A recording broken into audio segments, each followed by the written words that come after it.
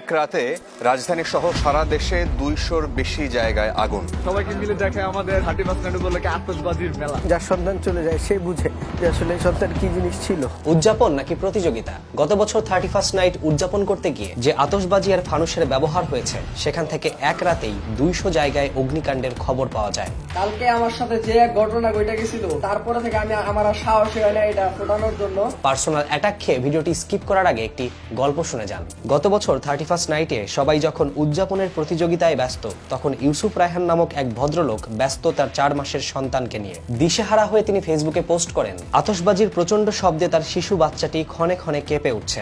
দোয়া করা ছাড়া আর কোনো উপায় নেই। শেষ পর্যন্ত শিশু উমায়েরকে বাঁচাতে পারেনি তার বাবা। সন্তানের লাশ হাতে নতুন বর্ষে পদার্পণ করেছেন। শিশু উমায়েরের মৃত্যুকে সিঙ্গেল এবং রেয়ার কেস ভাবছেন? তাহলে আতশবাজির কারণে ভয়াবহতা কত দূর যেতে পারে শুনুন। গিনেস ওয়ার্ল্ড রেকর্ডসের তথ্য অনুসারে 1770 সালের 16 মে ফ্রান্সের প্যারিসে একটি ফায়ারওয়ার্ক অ্যাক্সিডেন্টে মারা যান 800 জন। মানুষেরই যদি এই অবস্থা হয়ে থাকে তাহলে প্রাণীকুলের অবস্থা কি? পরিবেশের প্রতি প্রভাবটাই বা কেমন পড়ে? শুধুই কি উদযাপন নাকি প্রতিযোগিতা? আইন কি বলছে আর আমাদের করণীয় কি? মানুষ তো চারদিকে বোঝাই আগুন আর আগুন উঠতেছে। বিরক্ত সৃষ্টি করার মতো আচরণ করবেন না।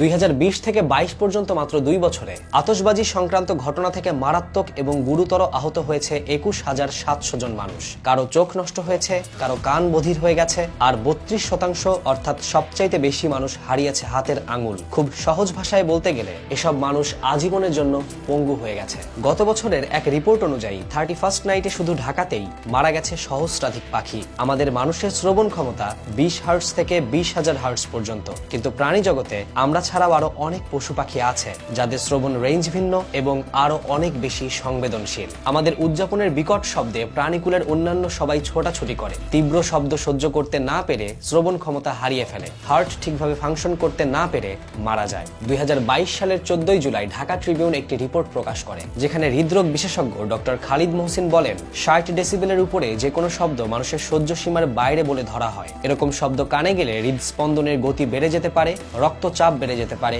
রাতের বেলা ঘুমের মধ্যে থাকলে হার্ট অ্যাটাকও হতে পারে। ফায়ারওয়ার্কস বা আতশবাজি particulate matters, volatile organic compounds এবং আলট্রাফাইন পার্টিকেলস ক্যারি করে। এই বিষাক্ত কেমিক্যালগুলো বাতাসে ছড়িয়ে পড়ে আর আমাদের নিঃশ্বাসের সাথে শরীরে প্রবেশ করে। বাংলাদেশে আতশবাজি এবং বিস্ফোরক আইনে নিয়ন্ত্রিত ব্যবহারের কথা বলা থাকলেও আসলেই কি তা হচ্ছে? পাশের বাড়ি ছেলেদের থেকে আমাকে বেশি আতশবাজি ফোটাতে হবে এবং বেশি ফানুস উড়াতে হবে, এরকম মানসিক একটা প্রতিযোগিতাকে কাজ করছে না? আমি জানি আমার এই ভিডিওতে কারো কিছুই যায় আসবে না। আবারও কয়েকশো জায়গায় আগুন লাগবে, কয়েকজন উমায়রা মারা যাবে, কিছু বয়স্ক লোক ঘুমের মধ্যে হার্ট অ্যাটাক করবেন, কিন্তু আমাদের বর্বর উদযাপন তো চলবেই।